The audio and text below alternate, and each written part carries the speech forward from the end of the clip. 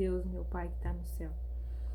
E Ele tem me chamado para um propósito que eu só pude enxergar agora, esse propósito, essa visão. Faz anos que Ele já colocou no meu coração sobre gravar vídeos, mas dessa vez foi algo que me impulsionou com muita força. E eu vou ler uma palavra que quando eu perguntei para ele qual é o meu propósito, Deus, numa fase bem difícil da minha vida, bem dolorosa, sabe? Eu perguntei qual é o meu propósito, Deus, e eu vou ler para vocês onde eu abri. Isaías capítulo 1, versículo 16 e 17. Lavem-se, limpem-se, removam seus pecados de minha vista e parem de fazer o mal. Aprenda a fazer o bem e busque a justiça. Ajudem os oprimidos, defenda a causa dos órfãos e lutem pelos direitos das viúvas. Então, isso queimou no meu coração sobre os órfãos e as viúvas. Esse lave, esse limpe, sim, porque a gente tem que se limpar, se lavar. Durante a nossa vida inteira a gente vai ter coisas para tirar da nossa vida, pecados de estimação, falhas, traumas, coisas ocultas que muitas vezes ao longo da vida vai se nos revelar. Não vem de uma na nossa vida, vem um de cada vez, e ainda bem, porque às vezes é muito doloroso tratar com um de cada vez, imagina com vários. E a gente vai se limpando, vai se lavando e deixar de fazer o mal, procurar fazer o bem, a justiça e ajudando os oprimidos. E isso sobre defendam a causa dos órfãos e lutem pelo direito das viúvas é algo que chegou ao meu coração. Porque antigamente os homens iam para as guerras. Se você ler ali na Bíblia, ali em 2 Reis, capítulo 4, conta a história de Eliseu que multiplica o azeite da viúva, porque veio um credor, alguém que ela devia, e queria levar os filhos dela como servos, como escravos. Ela falou para o profeta: o que eu vou fazer? E ele falou: o que você tem na sua casa? Ela falou: só uma vasilha, uma vasilha com azeite. Ele falou: pega emprestado várias vasilhas vazias e coloca esse azeite sobre a vasilha, entra na sua casa com seus filhos e faça isso. E daí ela foi colocando, né? Com aquela vasilha ela foi colocando sobre as outras botijas e multiplicou o azeite. E ela pôde pagar o credor com o azeite, que foi multiplicado. Então, hoje em dia, o que eu vejo é que os homens não vão para a guerra. Graças a Deus aqui, tem outros países que tem guerra. As crianças estão ficando órfãos e as mulheres viúvas de homens que estão perdendo uma guerra moral. Uma guerra mental seria contra a sexualidade, a pornografia, o vício, os vícios em bebidas alcoólicas, drogas, inúmeras coisas. Muitas mulheres estão viúvas e muitas crianças, filhos órfãos. E eu falo sobre, não é que o marido morreu, é que os maridos estão abandonando suas casas, deixando suas famílias por problemas de vícios, como eu disse anteriormente. E muitas mulheres não sabem o que fazer, estão assim perdidas, porque muitas mulheres que eu conheci, que eu conversei, elas doaram a vida delas pela família. Elas fizeram tudo, muitas na igreja, sabe? Orando, jejuando, para Deus transformar o marido, para Deus abençoar a sua casa, a sua família. E os homens, eu não sei te explicar, mas eu tô fazendo um estudo que fala muito sobre a mentalidade masculina e feminina. E aqui a gente tem o córtex pré-frontal. Esse córtex pré-frontal, ele ajuda a gente a decidir. Só que dentro, acho que nessa região no meio, tem a amígdala. Essa amígdala, ela é instintiva. Então, se você deixar só pelo instinto, que antigamente a gente tinha que caçar para comer, era lutar para sobreviver. Então, essa amígdala decide instintivamente se você faz ou não. Mas o córtex pré-frontal seria como a razão, você ter razão para decidir. E tem muita diferença entre a mentalidade feminina e a masculina. A mulher, ela pensa antes de agir, o homem age muitas vezes depois pensa. Então, é algo assim que é bem triste hoje em dia o que está acontecendo com as famílias. Muito triste. E eu assumi essa causa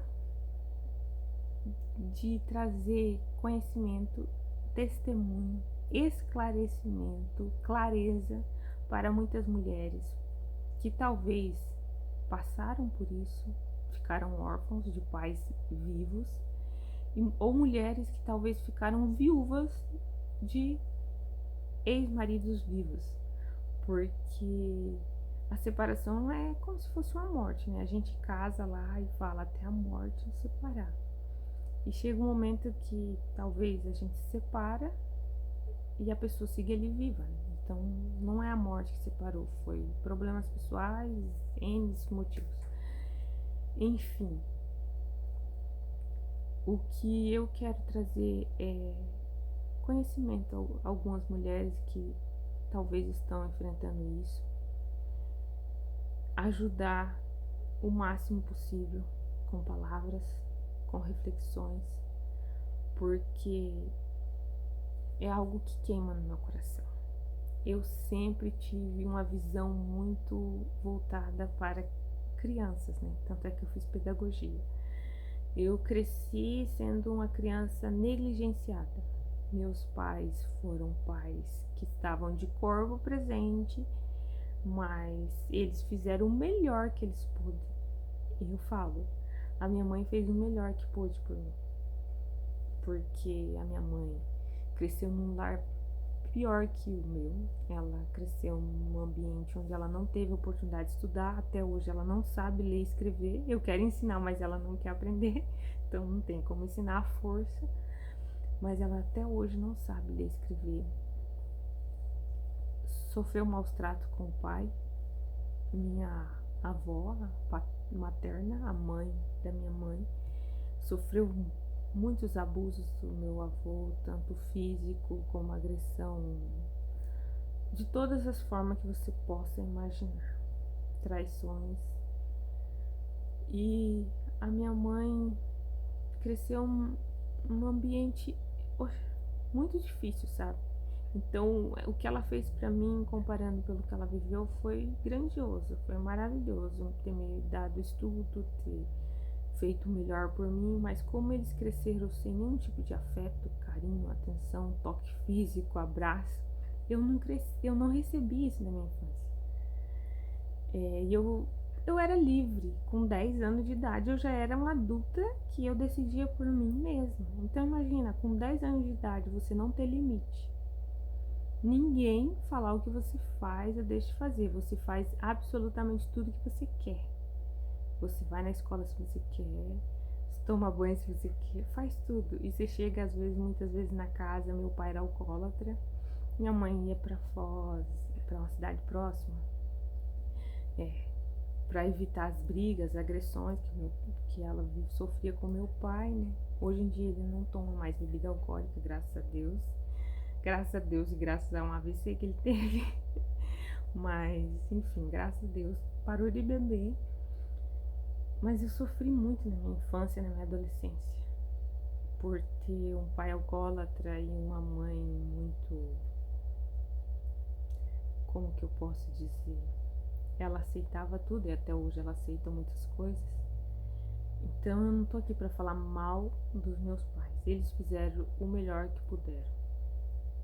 Mas como eu cresci sendo uma criança negligenciada, o meu coração queima por crianças. E não criança que tem um pai e uma mãe amoroso, presente, sabe?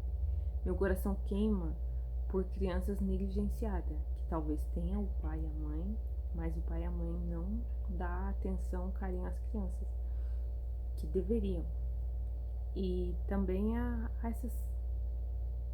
esses órfãos e essas viúvas do século XX, que há séculos atrás as mulheres ficavam desamparadas com seus filhos, e graças à revolução, que hoje em dia nós mulheres podemos trabalhar, podemos votar, podemos fazer muitas coisas. Eu não sou uma feminista, eu sou totalmente oposto. Eu preferia a moda antiga de ficar em casa, o homem trabalhar, a mulher cuidar dos filhos, sabe? Eu amaria viver, mas eu nunca tive essa oportunidade de viver isso. Mas eu amaria viver isso, porque a gente, hoje em dia, por trabalhar fora, cuidar de casa, isso, a gente vive sobrecarregado. Eu às vezes brinco com Deus, né? Porque o nosso relacionamento é bem íntimo, bem de pai e filha, né? Que nem eu falei dos órfãos e das viúvas. Tem um pai no céu que nos ama incondicionalmente, e eu encontrei esse amor. Talvez aquela criança que foi negligenciada na infância, que os pais deram o melhor que puderam no alcance deles, mas eu precisava de mais afeto, de mais cuidado, mais amor, e não tive ali. Eu encontrei agora na vida adulta com meu pai celestial. E às vezes eu falo, pai, lá no Jardim do Éden, você falou que a mulher, por Adão e Eva ter pecado, a Eva ia multiplicar as dores de parto, e o Adão ia comer do seu próprio suor. E hoje em dia nós mulheres estamos comendo do nosso suor, e os homens não estão sentindo dor de parto. É meio desproporcional. E daí eu falo isso brincando, mas graças a Deus que a gente pode comer do nosso suor. Porque as minhas duas avós, tanto materna quanto paterna, elas aguentaram muita coisa. Muita coisa. Porque antigamente a mulher não tinha como trabalhar, não tinha voz. Pelo menos na vida delas, né? Que minhas duas avós eram analfabetas. Nenhuma delas sabiam ler e escrever. A minha mãe também é analfabeta, e a maioria dos irmãos dela, quase todos, se não todos, também não tiveram a oportunidade de estudar. Meu pai sabe ler pouca coisa, sabe ler. Mas antigamente eles não tinham as mesmas oportunidades que hoje nós temos, principalmente as mulheres. Então, eu sou muito a favor das mulheres trabalhar, mas seria maravilhoso se as mulheres pudessem ficar em casa cuidando dos seus filhos, dando esse carinho, esse afeto às crianças, sabe? E eu não falo em si tanto pela mulher, eu falo mais pela criança, que um adulto mal resolvido é uma criança ferida. Eu não sei onde eu escutei essa frase, mas ela ficou guardada no meu coração. Um adulto mal resolvido foi uma criança ferida, porque a gente era um papel em branco e foram preenchendo esse papel em branco ali na infância. Ali na infância foi desenvolvido o nosso caráter, nossa maneira de pensar, a nossa perspectiva de vida, a nossa visão de mundo. Foi ali na infância que colocaram. Quando você cresce num ambiente muito tóxico, onde há muitas brigas, problemas familiares, a sua visão de mundo é que o mundo é um perigo, que o mundo é difícil, que as coisas não são fáceis, e não é bem assim. A vida é maravilhosa, tem seus percalços, seus altos e baixos. Todos nós passamos por fases onde estamos uau, e outras estão então todos nós passamos por isso. Não pensa você que talvez aquelas crianças que tiveram os pais que cuidaram, que deram afeto e carinho, hoje em dia elas não passam.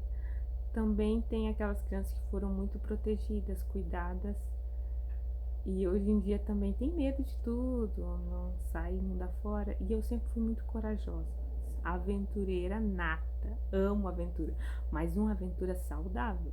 Aventura tão como subir uma montanha, fazer rapel, fazer essas coisas, sabe? Aventura. Aventura saudável. Não essas loucuras assim de fazer coisa errada. Eu nunca gostei. Então, gente, eu quero deixar esse pequeno testemunho que eu contei, né? Tanto que eu morei na Argentina, que eu vim para o Brasil, que eu financei uma casa sem ter dinheiro para o Xerox, sem ter dinheiro para comprar nem fralda e leite para minha filha às vezes. E sobre a minha infância, um pouco de uma pincelada ali, como foi. Mas eu amo meus pais. Eu sei que por tudo que eles enfrentaram, eles foram melhores pais que conseguiram, que puderam ser. Assim como eu sou a melhor mãe que eu posso, que eu consigo ser. E é isso daí. Olhe para dentro de si, olha o tanto de coisa que eu tenho. Isso aí é só um pouquinho. Olha o tanto de coisa que eu tive que olhar para dentro e me conhecer sobre o que eu gosto, o que eu queria, quem eu sou, o que eu era.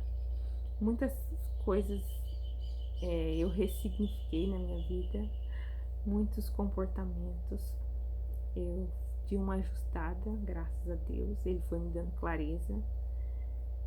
E é isso daí, gente.